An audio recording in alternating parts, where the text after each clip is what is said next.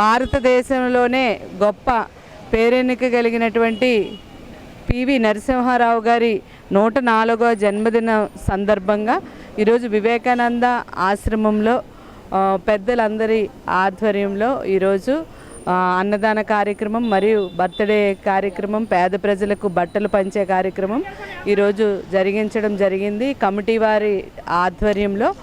ఈరోజు అటువంటి నాయకులు ఒక కమ్మల పాకలో చదువుకొని ఒక ఆంధ్ర రాష్ట్రానికే కాకుండా అలా దేశానికే ప్రధానిగా, మంచి నాయకుడిగా, మంచి రాజకీయ పరిజ్ఞానంతో భారతదేశంలో ఎన్నో మంచి ప్రణాళికలు రూపొందించి ఈ రోజుకి కూడా ఆ ప్రజలందరి హృదయాల్లో పివి నరసింహారావు అంటే ఒక చెరగని ముద్ర వేసుకున్నటువంటి ఒక నిష్కలంకమైనటువంటి ఒక మంచి నాయకుడు. అలాంటి నాయకుడు జన్మదినాన్ని ఈరోజు జ్ఞాపకం చేసుకోవడం అనేది మాకు చాలా సంతోషకరం. అలాంటి నాయకులు ఇంకా ముందుకు రావాలి. అటువంటి వాళ్ళని స్ఫూర్తిగా తీసుకొని రాజకీయం అంటే స్వలాభాల కోసమే కాదు, ప్రజల భవిష్యత్తు కోసం, ప్రజల దేశ భవిష్యత్తు కోసం, రాష్ట్ర భవిష్యత్తు కోసం అనేటువంటి నాయకులు అలాంటి నరసింహారావు గారి లాంటి నాయకుల్ని స్ఫూర్తిగా తీసుకొని ముందుకు రావాలని